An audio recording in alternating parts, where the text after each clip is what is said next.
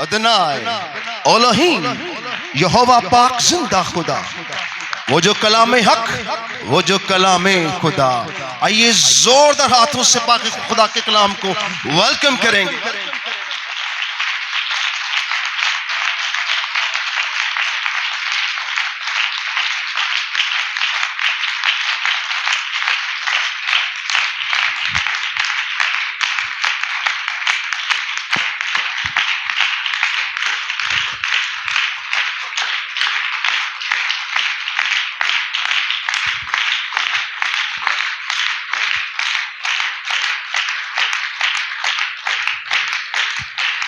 अपने हाथों को बुलंद करेंगे। कदूस कदूस कदूस कदूस कदूस कदूस कदूस कदूस कदूस द होली स्पिरिट। पहला थस्सलुनीकियों उसका 5वां बाब, उसकी 23वीं और 24वीं आयत खुदा के कलाम में लिखा है, खुदा जो इत्मीनान का चश्मा है आप ही तुमको बिल्कुल पाक करें और तुम्हारी रूह जान बदन हमारे खुदावंद यीशु मसीह के आने तक पूरे पूरे बेऐब महफूज रहें। तुम्हारा बुलाने वाला सच्चा है, वो ऐसा ही करेगा। खुदा का पाक कलाम पढ़ा और सुना जाना हम सबके लिए बाइस से बरकत हो। कितने लोग चाहते हैं कलाम उनके साथ जाए? आज के कलाम से आपकी जिंदगी में चश्मे फूट निकले, खुदा आपकी जिंदगी में अपना जलाल दिखाए, बीमारियां हालात आपके आगे से भाग जाएं और आप खुदा की बादशाही के लिए तैयार कर सकें। ये बदन खुदा की हैकल बने और उसकी हैकल में हर कोई जलाल ही जलाल पुकारे। कितने लोग चाहते हैं ये बरकत मेरे साथ जाए? आइए बुलंद नारे के साथ खुदा के कलाम को वेलकम करेंगे। हालेलुया! यीशु के खून में, यीशु नाम में एक तकद्दस, एक तज़ीम आपके बैठने में। आज इस कलाम का छठा सेशन है और एक कसरत की बरकत इस कलाम की बढ़ती जा रही है। मैं शुक्रगुजार हूं रूल कुद्दस का, जो अजीम और बुलंद उस्ताद और रहनुमा और खुदा है, जो खुदाए कद्दूस के कलाम को ये रहनुमाई करता है। आइए पाक खुदावंद के लिए जोरदार हाथों से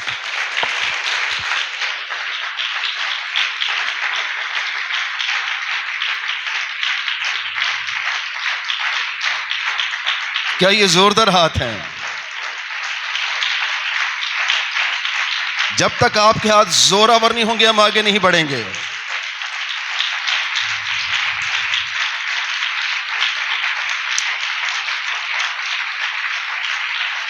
पहला कुरिन्थियों उसका 15वां बाब, उसकी 35वीं आयत से शुरू करूंगा। एक मतन सुनने को है। अब कोई ये ना कहे कि मुर्दे किस तरह जी उठते हैं और कैसे जिस्म के साथ आते हैं। ऐ नादान, खुद जो कुछ बोता है जब तक वो ना मरे जिंदा नहीं किया जाता, और जो तू बोता है वो जिस्म नहीं जो पैदा होने वाला है, बल्कि सिर्फ दाना है, ख्वाह गेहूं का हो ख्वाह किसी और चीज का। मगर खुदा ने जैसा इरादा कर लिया वैसा ही उसको जिस्म देता है, हर एक बीज को उसका खास जिस्म। सब गोश्त यकसा गोश्त नहीं, बल्कि आदमियों का गोश्त और है, चौपायों का गोश्त और, परिंदों का गोश्त और मछलियों का गोश्त और। खुदा का पाक कलाम पढ़ा और सुना जाना हम सबके लिए बाइस से बरकत हो। इंसान खुदा के इरादों को जान पहचान नहीं कर सकता। खुदा की जात को समझने के लिए हमारी उम्र बहुत कम है, इसलिए उसने हमें अपनी बादशाही के लिए चुना है। हालेलुया हालेलुया, ताकि अपनी नजदीकी, अपनी कुर्बत हमें बख्शे, ताकि हम खुदा के जलाल के ऐन मुताबिक अपने आप को तैयार कर सकें। याद रखिए, मैं कलीसिया के अंदर एक अजीब खूबसूरती देखता हूं, क्योंकि सब कौमों से, उम्मतों से कलीसिया बिल्कुल जुदा है। बेशक हमारी ज़ाहरी हालत अच्छी नहीं है, शायद हम ज्यादा खूबसूरत नजर ना आते हों, पहनने के लिए अच्छा लिबास ना हो, जेब में अच्छा पैसा ना हो, लेकिन इसके बावजूद आपका मकाम सब कौमों से बहुत बुलंद बाला है। हालेलुया। क्योंकि इस कलाम का जो मतन है कि वो जिस्म, जान और बदन के साथ आपको अपनी बादशाह में दाखिल करेगा। ये जी उठने जिस्म का जलाल है, ये मौत पर फतह का जलाल है। सो जिसके कान वो सुने कि रूह कलीसियाओं से क्या फरमाता है। सो गहरे मतन के अंदर दाखिल होने वाले हैं, और इसलिए आपको तवज्जो देनी पड़ेगी, क्योंकि आपका बदन जब खुदा की इबादत करता है और जिंदा कलाम को सुनता है, आप तौबा करते हैं, आप बपतिस्मा लेते हैं, आप कलीसिया का रूप धारते हैं, तो आप आम और मामूली आदमी नहीं है, आप खास है। आप खुदा की बादशाही है और वो आपका बादशाह है। तो कितना बड़ा रिश्ता है ये। सो इस बड़े रिश्ते को पहचानें जो खुदा ने आपको बख्शा है, इसकी कदर करें और इसके माफिक अपने बदन, अपनी जान को तैयार करें, ताकि आप खुदा की बादशाही में दाखिल हो सके। याद रखिए, आप अपने अमाल से कभी खुदा की बादशाही में दाखिल नहीं हो सकते, क्योंकि अगर हमारे अमाल अच्छे होते तो यीशु जान ना देता। क्योंकि हमारे बदन में मारूसी तौर पर गुनाह है और हम अपने बदन में मौत रखते हैं, और इस मौत वाले बदन को उसने हमेशा की जिंदगी में बदला है। किसने बदला है? किसने? ये आवाज कलीसिया की नहीं है। किसने बदला? किसने बदला है? यीशु ने बदला है, और वो हर चीज को बदल देता है। उसने कहा हमारे पास मैं नहीं है, उसने कहा मटकों को पानी से भर दो, और जब मटकों को पानी से भरा तो कहा जाके सदर मजलिस में क्या कर दो? तकसीम कर दो। क्या वो पानी था? क्या वो पानी था? क्या वो क्या था वो? इसका मतलब है कि यीशु जब हमें अपने मटकों में डाल देगा बादशाही के, हालेलुया, तो जब वो निकालेगा तो हम वो नहीं होंगे, हम कुछ एक नया रूप, एक नई मैं की सूरत में खुदा के सामने हाजिर किए जाएंगे। Hallelujah, hallelujah. सो आपका आना और आपका जमा होना इस बात की दलील है कि यीशु जल्द आने वाला है। सो हम खास अहम मतन को शुरू करें। अब कोई ये ना कहे कि मुर्दे किस तरह जी उठते हैं और कैसे जिस्म के साथ आते हैं। कौमों के पास ये तस्वर बिल्कुल नहीं है। बेटा मेरा माइक ठीक नहीं है। कौमों के पास बिल्कुल तस्वर नहीं है कि मुर्दे किस तरह जी उठते हैं। सो मुर्दे किस तरह जी उठते हैं, कौमों के पास कोई तस्वर नहीं है। उनके पास ऐसी कोई बुनियाद नहीं है जिससे वो कह सके कि मैं जी उठूंगा, बल्कि वे क़यामत का इंतजार करते हैं। और क़यामत का मतलब है खत्म हो जाने वाला दिन, यानी कि खुदा के फैसले की घड़ी और खुदा की अदालत की घड़ी। लोग खुदा के फैसले और अदालत को मांगते हैं, उसके फजल और उसके जलाल को नहीं। इसलिए कौमें इस बड़ी फजल की, जलाल की दौलत से महरूम हैं। उनके अंदर जी उठने का कोई तस्वर नहीं है, बल्कि जीना, खाना पीना और मर जाना उनका तस्वर है। और इस तस्वर से वो कभी बाहर आ नहीं सकते हैं, क्योंकि उनके पास यीशु नहीं है। हालेलुया। उनके पास यीशु नहीं है, क्योंकि इस सब बातों के पीछे अगर कोई जलाल रखता है तो वो कौन है? यीशु है। मुर्दे किस तरह जी उठते हैं ये मसीही जानते हैं, और इसी बात पर वो ईमान भी रखते हैं कि यीशु मुर्दों में से, यीशु मुर्दों में से। अभी तक आपकी आवाज भी मुर्दों वाली है, जिस दिन जलाली होगी मैं बताऊंगा। यीशु मुर्दों में से, और खुदा का कलाम कहता है अब वो मरने का नहीं है। जब वो मरने का नहीं है, इसका मतलब है कि मौत क़यामत नहीं है। मौत क़यामत, यीशु ने जब लाजर को जिंदा किया तो उसने क़यामत दिखाई कि क़यामत और जिंदगी तो मैं हूं। उसमें जिंदगी थी, इसलिए लाजर क़यामत से बाहर आ गया। Hallelujah, hallelujah. लाजर मौत से बाहर आ गया क्योंकि यीशु में क्या थी? जिंदगी थी, और उसने इसको क्या दी? जिंदगी दी।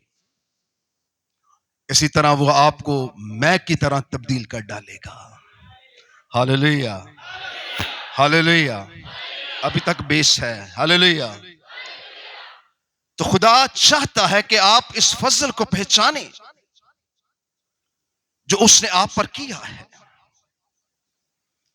उस खास मोहब्बत को पहचाने। जब तक आप कौमों से अपने आप को जुदा नहीं समझेंगे, आप वो अपने आप को बाखुदा की बादशाही के लिए तैयार नहीं कर सकते। इस गुर्बत में, इस तंगदस्ती में, इन मुसीबतों में, इन बीमारियों में, इब्लीस के हाथों दुख पाते हुए जब आप अपने को रास्ता करेंगे तो आप मैं की तरह तब्दील हो जाएंगे। पानी की तरह क्या होंगे? मैं में तब्दील हो जाएंगे। और ये सब कुछ किसने किया? जब बड़ा सोच के बोलते हैं मुझे बड़ी हैरत होती है। ये सब कुछ किसने किया? 1000वें हिस्से में आपको ललकार के बोलना चाहिए कि किसने किया। किसने किया? यीशु ने। जिन्होंने पानी मटके में भरा था वो जानते थे हमने तो पानी भरा है, ना को मसाला जार डाले, ना को मशरूब डाला, ना को फल डाला, लेकिन निकाल हम मैं रहे हैं। सो ये तब्दीली आपको यीशु देने वाला है। हालेलुया। मैं सोचता हूं मैं आप ही की तरह हो जाता हूं। हालेलुया। क्योंकि खुदा आपकी जिंदगी में ऐसा जलाल पैदा करना चाहता है जिससे आप खास बुनियाद के अंदर अपने आप को तैयार करें। मसीह कहते हैं कि हम पर बड़ा जुल्म होता है, दफ्तरों में, ऑफिस में हमसे नफरत की जाती है, हमसे बुरा सलूक किया जाता है। ये सब चीजें आपके लिए बाइसे बरकत है। कहता खुशी मनाना और शादमान होना क्योंकि आसमान पर तुम्हारा अजर बड़ा है। लोग उदास हो के तो मुझे ये कह दिया, मेरे साथ वो कर दिया। हम भी इस दौर से गुजरे हैं। यकीन करें कि मैं उस दौर जब मेरे साथ ऐसा होता था तो मैं खुश होता था, बल्कि मैं नाचता भी था कि ये क्या खूबसूरत है। जब पतरस और सिलास को मारा गया, किस नाम से? यीशु नाम से। जब उनको पीटा गया, बैंत मारे गए, तो वो बहुत खुश थे। वो बहुत क्या थे? खुश थे। क्यों? कहते जिसने हमारे लिए जान दी आज उसके लिए मैंने मार खाई। वो खुश थे, उस नाम से मैं आज पीटा गया। और आज उनका मकाम क्या है जानते हैं? आलम बाला की जो यरूशलेम है उसकी बुनियादों में 12 शिगिर्दों के नाम लिखे हुए हैं और उसके दरवाजों पर बनी इस्राएल के 12 कबीलों के नाम लिखे हैं। ये राज है। सो खुदा की बादशाही एक हकीकत है, ये कोई फसाना नहीं है। सब लोग क्यामत क्यामत करते हैं, क्यामत तो आ चुकी है। आज लोग क्यामत में जिंदगी बसर कर रहे हैं, किसी के पास अबदी जीवन नहीं है। सब मौत के मुंतजर हैं और सब मौत में से गुजरेंगे और सब मौत में से गुजर रहे हैं, तब भी जानते नहीं कि क्यामत तो आ चुकी है। लोग किसको क्यामत कहते हैं? जब पूरी दुनिया तबाह हो जाए, पर रहेगा नाम सदा तीकर मसीह का, क्योंकि वो नहीं मरा है और ना वो मरेगा और ना वो मरने देगा, बल्कि उसके नाम के मुर्दे जी उठेंगे और जो जीते हैं वो तब्दील होकर हवा में उड़कर उसका इस्तकबाल करेंगे।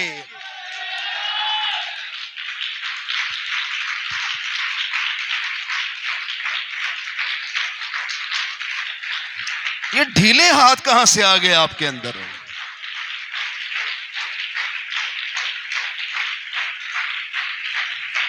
आप जिंदा खुदा के लोग हैं और जिंदा खुदा आपको जिंदगी दे सकता है, वो आपको तब्दील कर सकता है। वो ला तब्दील है, वो सब चीजों को तब्दील करने की कुदरत रखता है। सो खुदा के कलाम लिखे, अब कोई ये ना कहे कि मुर्दे किस तरह जी उठते हैं और कैसे जिस्म के साथ आते हैं। ए नादान, तू खुद जो कुछ बोता है जब तक वो ना मरे जिंदा नहीं किया जाता, और जो तू बोता है वो जिस्म नहीं जो पैदा होने वाला है, बल्कि सिर्फ वो दाना है, ख्वाह गेहूं का हो ख्वाह किसी और चीज का। मगर खुदा ने जैसा इरादा कर लिया वैसा ही हो, और उसके जिस वैसा ही हो उसी को उसका जिस्म देता है, हर एक बीज का उसका खास जिस्म। सो खुदा का कलाम हमें कहना चाहता है, अनादान, जब तो हम बीज बोते हैं कोई भी दरख्त का, किसी भी पौधे का, तो क्या वो पौधा होता है या तनावर दरख्त होता है? एक छोटा सा बीज होता है। क्या आप उस बीज में उस दरख्त को देख सकते हैं? नहीं, क्योंकि वो उसकी शक्ल नहीं है। एक छोटा सा बीज खुदा की कुदरत रखता है। हालेलुया। एक छोटा सा बीज अपने अंदर एक ऐसा तनावर दरख्त रखता है जो लाखों करोड़ों फल देता है, जो सालों और सदियों खड़ा रहता है और खुदा के जलाल को दिखाता है। उसने एक छोटे से बीज में ऐसी कुदरत रखी है, वो कैसा खुदा होगा। हालेलुया। हम उसकी शान शान उसकी इबादत नहीं करते हैं। आप यकीन करें कि अगर आपको मालूम पड़ जाए कि आपका खुदा क्या हस्ती है, जलाल है, 6 तो क्या, आप सुबह के 6 बजे यहां पहुंचे हो कि मुझे इबादत करनी है, क्योंकि आप अभी इबादत के राज को नहीं जानते। आप उस खुदा को नहीं जानते हैं जो हर चीज को तब्दील करने की कुदरत रखता है। एक छोटा सा बीज अपने अंदर एक बड़ी तरकारी रखता है, एक बड़ा दरख्त रखता है, और जब किसान उसे बोता है तो क्या वो उम्मीद करता है कि इसकी शक्ल कैसी होगी? क्या ऐसा हुआ कभी? नहीं। लेकिन जब वो बो देता है और इस उम्मीद पे बोता है कि जिसने बीज दिया है वही इसको बढ़ाएगा। पौलुस रसूल कहता है, मैं कौन हूं? आप पौलुस कौन है? पौलुस कौन है? हम तो काम करने वाले लोग हैं, हम तो बीज बोने वाले लोग हैं, लेकिन बढ़ाने वाला खुदा है। जब वो बढ़ाता है तो हर चीज अजीब तौर पर मरतब होती है। तो खुदा के कलाम में क्या लिखा है? जब बीज उसने बोया तो उसको नहीं जानता था कि इस दरख्त की शक्ल क्या होगी, पर जब वो तनावर होता है तो वो खुदा के इरादे के माफिक तैयार होता है। जैसा खुदा इरादा कर लेता है वो दरख्त वैसा ही फल देता है और वैसे ही शक्ल देता है, और उसके अंदर वही कुछ होता है जो कुछ खुदा की मर्जी और खुदा का इरादा है। वैसा ही फल और ऐसा ही दरख्त वो तनावर होता है जैसे खुदा की मर्जी और खुदा की मंशा और खुदा के इरादे होते हैं। उस बीज में खुदा अपना जलाल दिखाता है। हालेलुया। सो हम उस बीज को बढ़ते देखते हैं। वो छोटा सा बीज एक तनावर दरख्त है।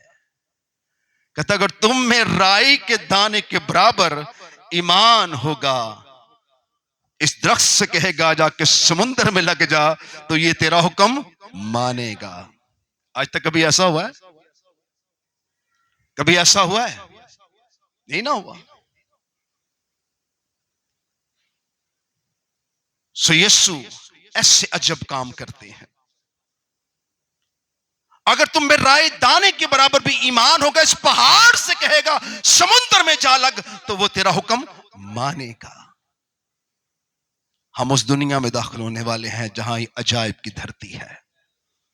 खुदा अपने लोगों को अपने जलाल में दाखिल करने लगा है, जहां ना मौत है, ना रोना, ना दांतों का पीसना, ना दुश्मन, ना इब्लीस, ना खाने को रोटी का फिक्र, न दुनिया, न दुनियादारी की फिक्र, सिर्फ खुदा की इबादत और खुदा की प्रस्तश और उसके जलाल में और उसके अबर में जिंदगी बसर करना।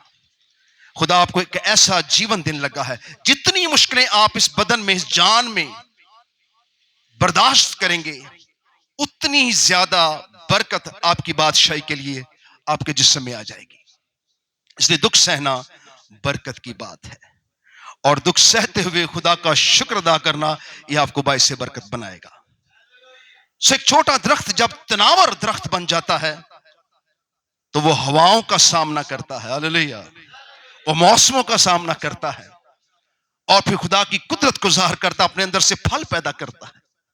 और जब वो फल निकालता है तो बड़ी कसरत के साथ हर मौसम में वो खिलता है और फल देता है। हर पौधा, हर बीज, हर दरख्त, हर तरकारी वही करती है जो खुदा का क्या है, इरादा है। जो खुदा का क्या है, जो खुदा का क्या है, इरादा है, जो खुदा का हुक्म है, उसके अंदर सादर होता है।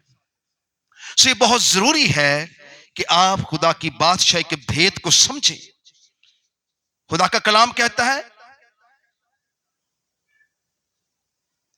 ए नादान, तू खुद जो कुछ बोता है जब तक वो ना मरे जिंदा नहीं किया जाता, और जो तू बोता है वो जिस्म नहीं बल्कि जो पैदा होने वाला है, बल्कि सिर्फ दाना है, खा गेहूं का हो खा किसी और चीज का।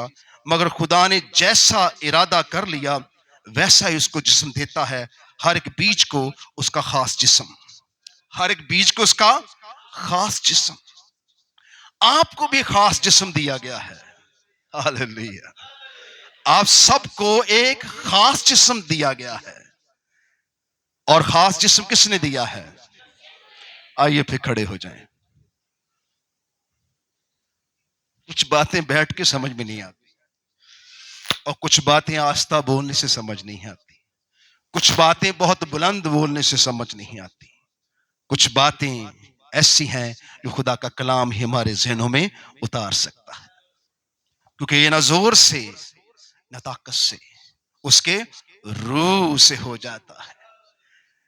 सो खुदा आपके जिस्म, जान, बदन के अंदर एक नया काम कर चुका है, करेगा नहीं बल्कि कर चुका है। खुदा का कलाम क्या कहता है? जो कोई मसीह पर ईमान रखता है, अगर वो मर गया है, कब्र में दफन है, खाक और राख हो चुका है, उसकी हड्डियां भी गल चुकी हैं, तो भी जब यीशु उनको आवाज देगा, हालेलुया, हालेलुया, हालेलुया, मट्टी के मुर्दे जो मसीह यीशु पर ईमान रखते हैं क्या होंगे? जी उठेंगे। और जो समुद्र में मछलियां खा गईं, पानी उनको गाल के खा गया, और पानी भी अपने मुर्दे दे देगा। जहां जहां कोई मसीही होकर मरा है, उनको जलाया गया है, उनको मारा गया है, उनको गाड़ा गया है, उनको फना किया गया है, उन सब हालतों से खुदा उनको वापस लाएगा, क्योंकि खुदा ने आपका फिदिया दिया है, और वो अपने लोगों को खाक से खाक रहने ना देगा, वो मौत के अंदर आपको रहने ना देगा, बल्कि हमेशा की जिंदगी के लिए आपको आवाज देगा। हालेलुया। ये दुनिया, ये धरती, ये कौम, ये उम्मतें देखेगी जब मेरा यीशु आवाज देगा, मुर्दे कैसे गैर फानी हालत में जी उठेंगे। हर एक चीज उसके जलाल को, उसके फजल को, उसके खून के गहरे जलाल को ज़ाहिर करेगी, ताकि उसकी आवाज की कुदरत सब पर क्या हो, ज़ाहिर हो जाए। हालेलुया। सो ऐसा क़यामत आने वाली है कि उसका एंड होने वाला नहीं है। मसीहों में, मसीहत में क़यामत का मतलब है जी उठना। क़यामत का क्या मतलब है? क़यामत का क्या मतलब है? जी उठना। उम्मतों और कौम की नजर में क़यामत का मतलब है मर जाना। वो दोनों हालतों में जिंदगी रखता है। वो मरकर उसने हमारे गुनाहों पर फतह पाई, और जी कर उसने पूरे जहान को बचाने का फिदिया दिया है। सो खुदा का कलाम हमें गहरे मतन में लेके जाता है। वो सब मुर्दे जो मसीह यीशु में है, खुदा का कलाम कहता है वो क्या होंगे? वो सब जी उठेंगे, और जो जिंदा होंगे बच जाएंगे, और यीशु आने वाले होंगे वो क्या होंगे? तब्दील हो जाएंगे। और सब मुर्दे और जिंदा तब्दील होकर हवा में उड़ेंगे। हालेलुया। हालेलुया। कहां उड़ेंगे? हवा में। हवा में उड़कर उसका इस्तकबाल करेंगे जो हवा से आता होगा, जो हवा में उठाया गया, जो सबके सामने गया, वो सबके सामने वापस आएगा और ये वो बदन लेके आएगा। वो बदन हमें भी देगा। जो बदन यीशु के पास है वो बदन हमें भी देगा और एक बड़ी तब्दीली दुनिया में आएगी। मरने वाले मसीही और जो बच जाएंगे वो मसीही कितने होंगे? उनकी तादाद कैसी होगी? जो उम्मतें कहती हैं कि हम बहुत ज्यादा हैं, उस दिन वो यीशु का जलाल देख के दंग रह जाएंगी, क्योंकि चारों सिमत खुदा के बरगजीदा लोग, खुदा की उम्मत, खुदा की कलीसिया, यीशु पर ईमान रखने वाले मुर्दे और जिंदा जलाए जाएंगे और चारों सिमत खुदा का ऐसा जलाल होगा, ऐसी हस्ती, ऐसा कौम, ऐसी जलाल वाली कौम खुदा खड़ी कर देगा कि उम्मतों को अपना आप छोटा लगना शुरू हो जाएगा, क्योंकि खुदा का जलाल इतना बड़ा होगा कि हर कौम, हर कबीला उसके आगे सरनगू हो जाएगा और घुटना झुकेगा, इकरार करेगा कि यीशु ही खुदा है। कुछ बातों में मुश्किल है, शायद आपको समझने में, मुझे समझाने में नहीं है, क्योंकि मुझे पूरी पूरी समझ आती है कि मैं क्या कह रहा हूं, क्योंकि जो कुछ मैं कह रहा हूं मेरा नहीं बल्कि खुदा का कलाम है और खुदा का कलाम ला तब्दील कलाम है। ये हर चीज को क्या करेगा? तब्दील कर डालेगा।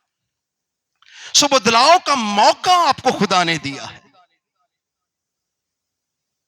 इस कलाम का ये छठा सेशन है और मैं इसका एक और सेशन लूंगा ताकि आप खुदा की बादशाही को समझ सकें, इस गहरे भेद के अंदर आप खुदा को जलाल दे सकें। आपके बदन बेशक अभी इंसानी अक्ल किताबें हैं, इंसानी सोच के किताबें हैं, लेकिन आपके अंदर एक बीज है ईमान का। हालेलुया। एक बीज है ईमान का। वो किस पर है? यीशु पर। वो किस पर है? वो ईमान किस पर है? इसलिए आपका बढ़ना बहुत जरूरी है और आप जरूर बढ़ेंगे उस छोटे बीज की मानद जो तनावर दरख्त बनता है और फल लाता है। कुछ लोग तो पहले से तनावर हो चुके हैं, इसलिए उसकी जिंदगी में फल है। वो मोहब्बत से भरे हुए लोग हैं, वो माफ करने वाले लोग हैं, वो खुदा के फजल और जलाल से हैं और खुदा ने उन्हें अपनी कुदरत से सेंचा है। ये खुदा के खादम हैं जिनके अंदर ये कुदरत पाई जाती है और वो खुदा के लिए फल पैदा करते हैं और उनका फल कायम रहेगा। खुदा का कलाम कहता है जिन पर तुम मेहनत करोगे उनका फल क्या रहेगा? कायम रहेगा।